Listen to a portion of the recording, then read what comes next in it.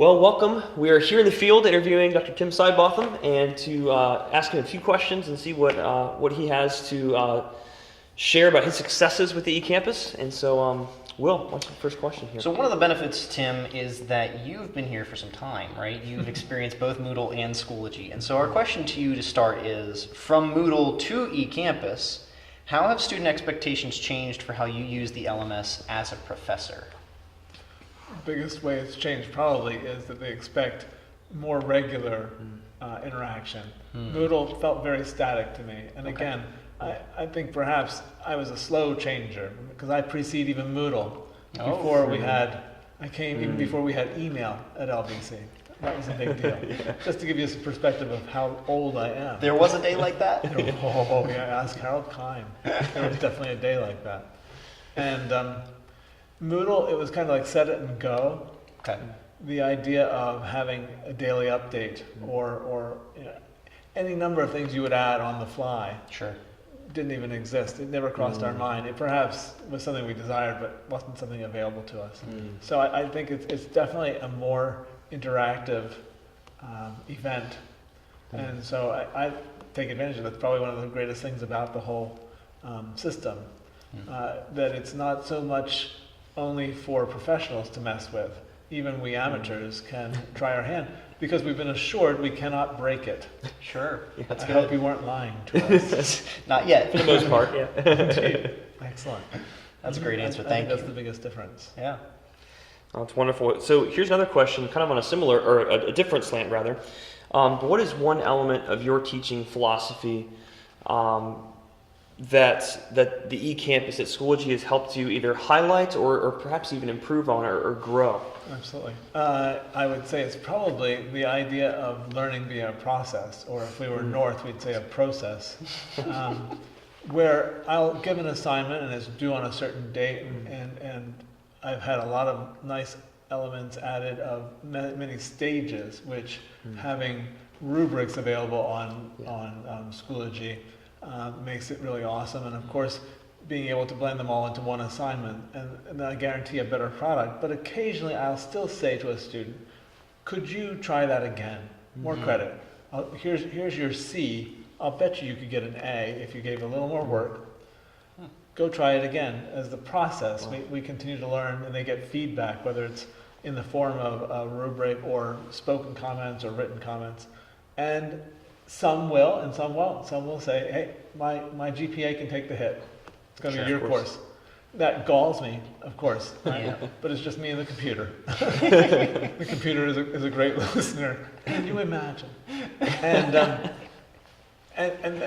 the beauty of Schoology giving me the chance to follow different revisions. Cool. Revision 1, Revision 2, it was in on this date, it was late, it was didn't. I can do submission comments on everything. I can track every one of those submission comments, a different rubric each time. And for those that do the work, we can change the grade and we move it up. And I think when they get out of their formal education, they'll see that as being perhaps something they need to request or require.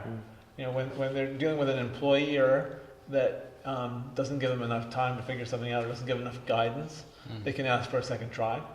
Or I hope I'm not steering them down the wrong path. Because surely the IRS doesn't say, well, your math wasn't so good this time, but let's try it again for more credit. If only we could get more credit. Oh my goodness. Now that's actually really cool that you're highlighting that. This is in universal design principles, that's this idea of forgiveness. You know, you're allowing the students that chance to fail and learn from it. Not just that perfection or the 100 is the goal, but that no matter where you're at, improvement is the goal, and that's acceptable, that's appropriate. So that's really cool to hear that that's a part of your design process and teaching process. Grace in general is. Yeah. Grace to accept when I didn't teach something well enough, and grace to accept when students don't quite get it right the first time. It's a wonderful model for your students as well. I hope so. I hope they're learning to advocate for themselves as well, knowing that grace is hard to achieve in a lot of places. I hope we haven't taxed you too much so far, as the IRS want to do, but that's not us. It's not us. Yeah. Bring it down a little bit. So we've had some more of the philosophical questions. What's just your favorite tool or feature in the eCampus? Guys, I would go absolutely stark raving crazy over updates. Updates? That used to be my favorite tool for spurring on classroom conversation. I teach with my iPad on my lap, and giving an update. Maybe I put a video on with an update saying, so tell me about this video. What are you hearing that represents the Baroque era? Or how would you do this? How would you do that? And then I have their responses right there, and it's really easy to spot. And then talk to them individually in the class and say, you said such and such. Because I'm not asking them to reply to each other, I'm just asking them to reply to me. Yeah. And then we talk about that, and we involve everybody's communication, but it gives them a starting point. They don't have to initiate the conversation out loud where it seems more scary. Wow. The other thing I'm really on top of right now and love it, and you guys helped me do this, was how to test listening in my music history exams.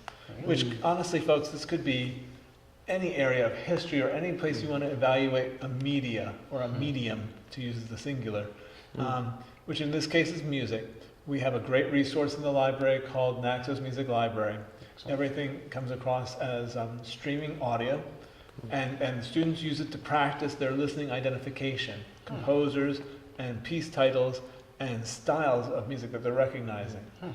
But until recently, I was stuck still playing CDs, compact disc recordings, or if I used Naxos in the final exam classroom, it was hit or miss depending on how many students had signed off of the service that has a limited number. We saved money for the library, or the internet was having trouble, or who knows, any number of things could have gone wrong. More likely, the more stressed out I was, the more likely something was to go wrong. And of course, the students are sitting there after studying all night, and they're hunched over their papers, barely pulling stuff together. And then that meant I went home with my beautiful online exam, ready for me to grade, and then a stack of papers where students had scribbled illegibly their answers to said questions. So I was still this close to being fully 21st century, and yet I was back in the 19th century reading scribble. And so you fellows helped me see how it is I could incorporate these digital streams into my exams. So when you go in and you create a fill-in-the-blank question, which when I first started with Michael on Moodle was forbidden because a student would never write the correct answer. It would always be misspelled by one letter or capitalized, whatever. And then they're done. And I had to go back and alter the question or give them credit where it was due.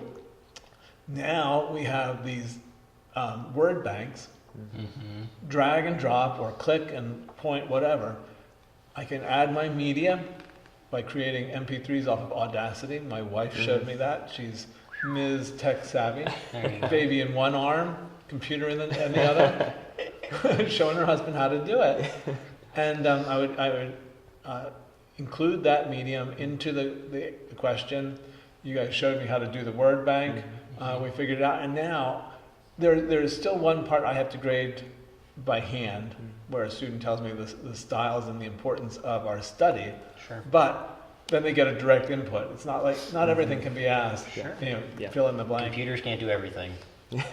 But if they could, that would be a great job for me to just sit at home and do nothing. Yeah, there you go. That would a waste of time. So, but. Yeah. So whether it's video, if I figure out how to scrub video from any indications of whatever is going on, then great. But in the meantime, this comes across as a totally anonymous piece of music, and then they identify the composer and the time period and all of that. And it's just been awesome.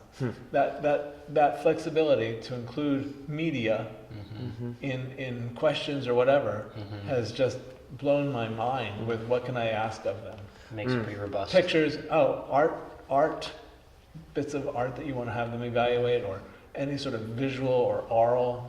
Yeah. Wow. I can imagine speech teachers asking students to listen to various people say different things and say, what's good or bad about that? What's your reaction to that? How do you feel? Social work people, when you're communicating with a client and you say this to them, what's illegal about that, or what is within legal code? Preachers, when you preach a sermon and you lead with this response, are you going to lose your congregation? Are you going to bring them in? What's the benefit? What's the detriment? it's amazing what that little tool affords us. That's amazing. Little, well, huge tool. Hey, we're glad to hear about that. And frankly, when can you start? Because it sounds like you could have our jobs. Oh, sorry. Yeah, sign them You've up. got the ideas. You're cultivating it all. We share. Oh, sure. Right? Okay. Yeah. Collaborate. I give credit to you guys when I say, okay, this is what you're going to do, and because they're excited, they don't have to come to this stupid classroom anymore. Sure. Yeah. You know, during finals week. They can take it all. Now, can they forget to take the exam? Yes. It doesn't matter how many times I remind, and put up reminders, and it's set up. You know, their calendar is set up so it has to remind them, Right. and somebody invariably during the spring break will say, I forgot. Everybody else's was due Friday. I'm like, but fortunately, y'all taught me how to unsubmit Sure. and all that. Give them that Sure. chance. Guys, just having you there, Excellent. whether email, I don't call any of you guys. Call, let's call What is it. that? You use a phone? To email you. That's great. That's been a great resource as well. Awesome. Absolutely. Well, thank you so much.